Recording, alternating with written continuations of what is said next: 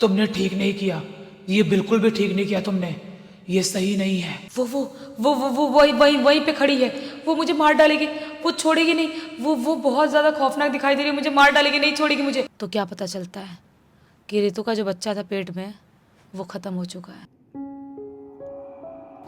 नमस्कार दोस्तों।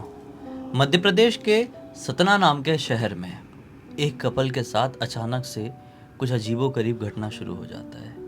उनको कुछ समझ में नहीं आता है कि हमारे साथ ये सब कुछ अचानक से क्यों घटने लगा। उसकी जो जड़ थी कुछ ऐसी थी कि जब उसके पर्दे खुले, उसके राज खुले, तो उनका बसा बसाया परिवार उखड़ गया, बिगड़ गया। आइए जिया की ज़ुबानी उसी विचित्र सी खतरनाक भूतिया घटना की कहानी को फुल डिटेल में जानते सुनते हैं। ये जो घटना घटी ना, रमन नाम के लड़के के साथ घटी, जो कि अपने शहर में आराम से अपनी ज़िंदगी बिता रहा था। ये एक मिडिल क्लास फैमिली से बिलोंग करता था। इसके घर के जो लोग थे वो लोग भी नॉर्मल अपना काम वाम किया करते, छोटा मोटा काम।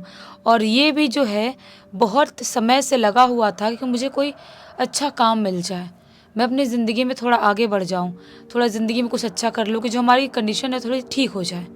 क्योंकि ये लोअर मिडिल क्लास फैमिली से बिलोंग करता था।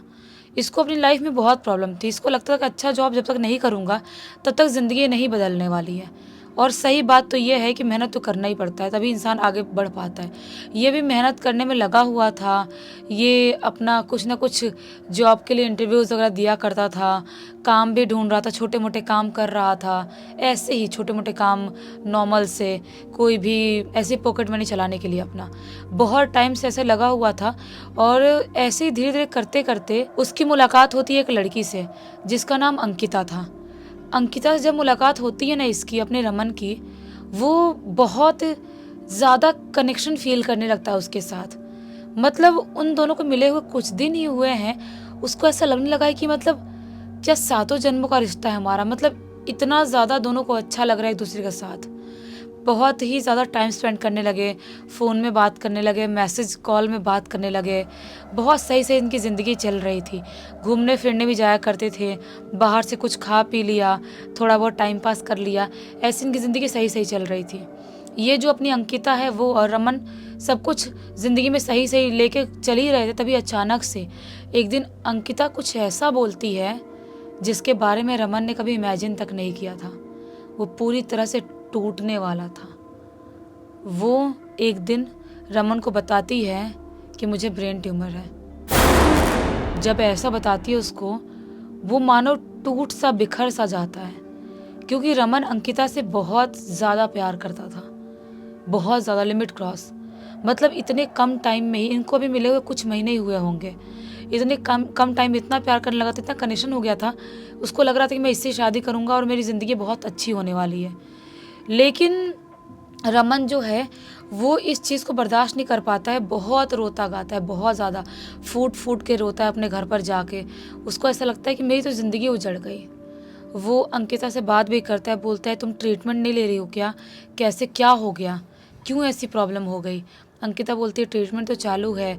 और ये चीज़ रमन को पता था कि वो एक बड़ी सी अच्छी सी फैमिली से बिलोंग करती है, अमीर फैमिली से, तो उसका ट्रीटमेंट तो ऑब्वियस सी बातें करवा ही रहे होंगे और अंकिता ठीक भी हो जाएगी। जब अंकिता उसको समझाती है, बोलती है तुम इतना चिंता मत करो, ट्रीटमेंट तो चल ही रहा है, ठीक हो जाऊंगी। अगर ठीक नहीं भी हुई तो मैं तुमको एक अच्छा काम दिलाऊंगी। सबसे पहले मैं तुम्हें एक अच्छी बड़ी नौकरी दिलाऊंगी जिससे तुम्हारी ज़िंदगी अच्छी हो जाए, और उसके बाद मैं मर भी जाती हूँ, ख़त्म भी हो जाती हूँ तो कोई प्रॉब्लम नहीं है। ये सब चीज़ें जब सुनता है रमन तो उसको बहुत गुस्सा आता है। बोलता है नहीं नहीं, तुम कहीं नहीं जाने वाली हो, ऐसे फालतू बातें मेरे सामने मत किया करो, कुछ नहीं होने वाला है तुमको। और रही बात नौकरी की, तो एक ना एक दिन मुझे मिल ही जाएगी, ऐसा तुम इतना बकवास मत करो। बोलती है अंकिता कि नहीं, मैं पैसे जमा कर रही हूँ, मैं तुम्हें एक अच्छी नौकरी दिलाऊंगी। मेरे जाने से पहले मैं चाहती हूँ कि तुम सेट हो जाओ, सेटल हो जाओ अच्छे से। लेकिन ये सब चीज़ें ना रमन को बेतुकी लगती थी। सोचता था कि ऐसी बात करती है, बिना मतलब टेंशन लेती है। दोनों अभी भी मस्त घूम फिर रहे हैं, टाइम पास कर रहे हैं, कुछ अच्छा खा पी रहे हैं। लेकिन रमन के दिल में अभी भी डर सा लगा हुआ था कि उसको कोई प्रॉब्लम ना हो जाए, क्योंकि ये उससे बहुत ज़्यादा प्यार करता था। शायद अंकिता भी करती ही थी, लेकिन ये ज़्यादा प्यार करता था।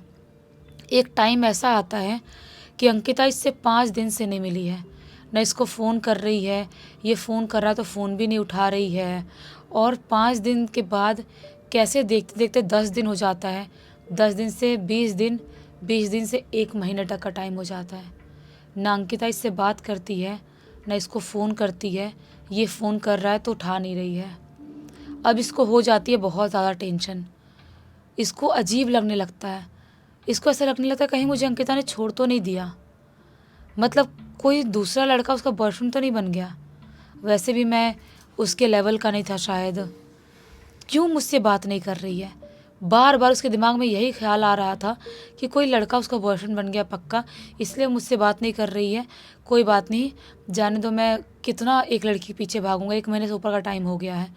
तभी एक दिन अचानक से एक लड़के का कॉल आता है रमन को।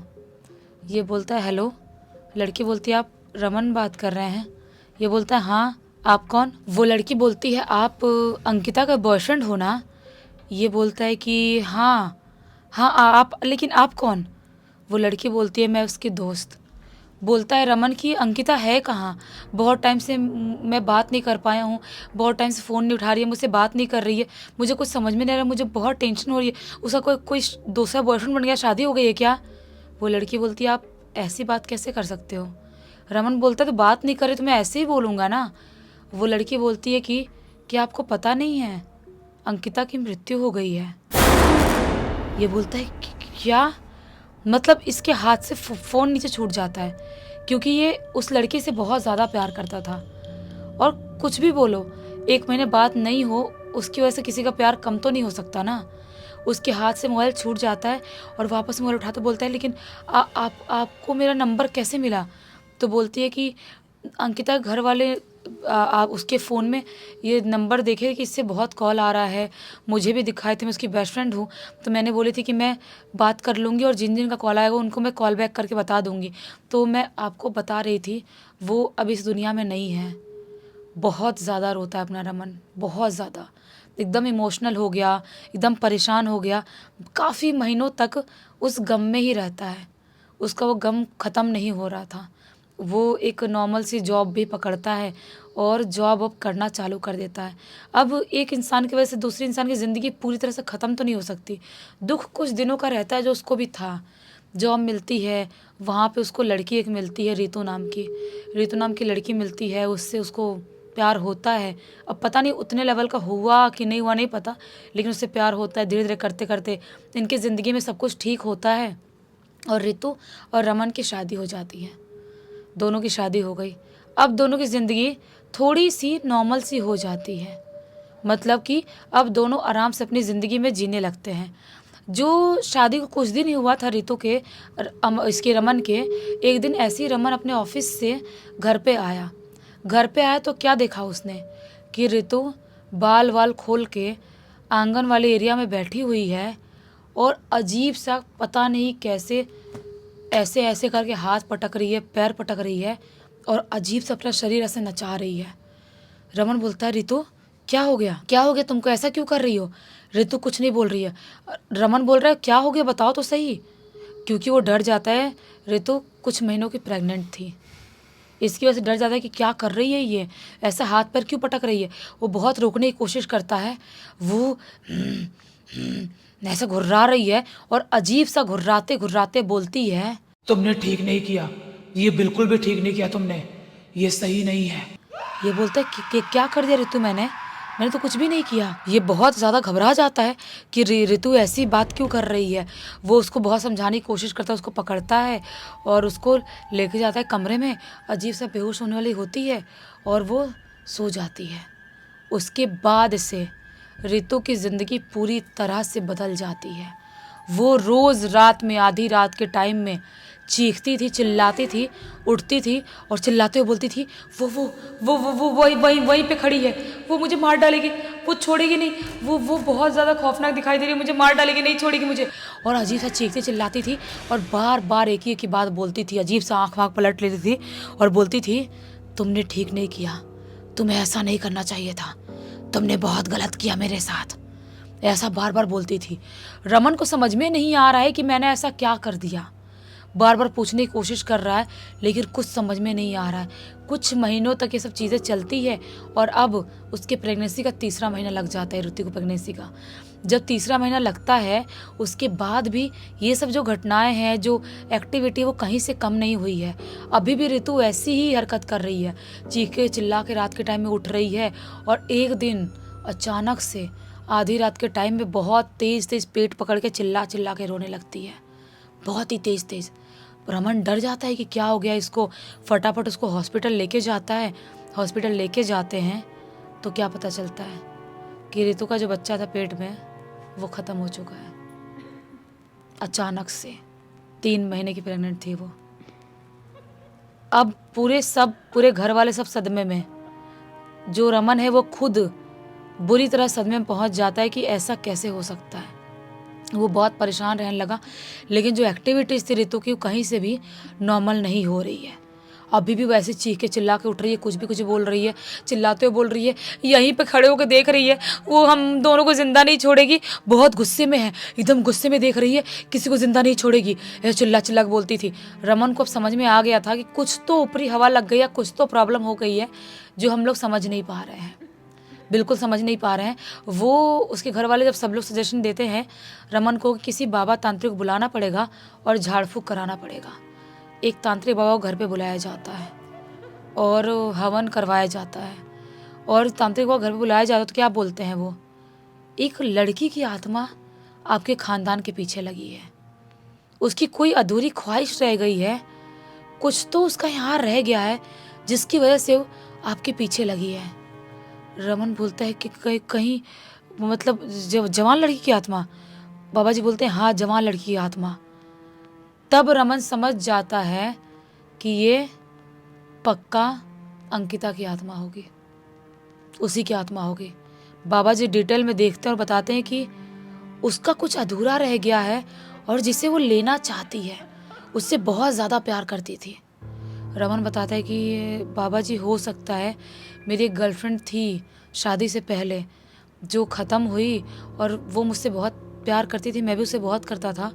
और ख़त्म होने के बाद इतने टाइम तक कभी वो मेरे पीछे नहीं आई, ना मुझे सपने दिखाई, ना मुझे कभी दिखाई दी। लेकिन मेरी शादी हुई जब से, तब से मेरी पत्नी के पीछे लगी हुई है, उसको दिखाई दे रही है। इनफैक्ट हमारे बच्चे तक को ख़त्म कर दी। बाबा जी बोलते हैं अभी यहीं पर नहीं रुकेगी वो, अगर झाड़ फूँक ढंग से नहीं किया गया तो वो इस लड़की को भी ख़त्म करके रख देगी, क्योंकि वो बहुत गुस्से में है। उसका मानना ये है कि तूने उसे धोखा दिया है और तूने किसी और लड़की से शादी किया है। बहुत झाड़ फूँक होती है और उसके बाद घर को थोड़ा बांधा जाता है और हवन किया जाता है। कुछ महीनों तक ऋतु को अंकिता की आत्मा दिखाई नहीं देती है, लेकिन वापस से जब भी वो रात के टाइम में अभी भी उठती है ना वो, तो उससे कभी विंडो के बाहर, कभी रोड पे, कभी छत पे, कहीं ना कहीं बाहर वो खड़ी हुई अजीबोगरीब तरह से हंसती हुई दिखाई देती है, अजीब सी डरावनी सी आँख दिखाती हुई दिखाई देती है। अभी भी अंकिता की आत्मा ऋतु को डराती है कहीं से भी, मतलब रमन को डर सा लगा हुआ, पता नहीं क्या करेगी, लेकिन कुछ करी तो नहीं है। अब इनकी ज़िंदगी ठीक ठाक ही चल रही है, लेकिन दिखाई तो अभी भी दे रही है वो। बताओ कितना कुछ हो जाता है, मतलब ये बिल्कुल डिफरेंट केस है, इसलिए मैंने स्टार्टिंग में ही बोल दिया था विचित्र सा डरावना केस। खैर इस घटना की जानकारी किसके थ्रू मिली? इस पूरी घटना की जानकारी खुद ब खुद जो रमन है उसने लिख के भेजा है। चलो अच्छा, इसी बहाने बहुत अच्छी सीख मिली।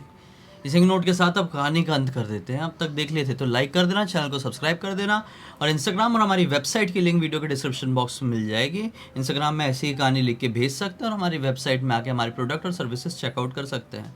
बाकी हम कल फिर से मिलते हैं, तब तक के लिए बहुत बहुत धन्यवाद। आपका दिन शुभ हो।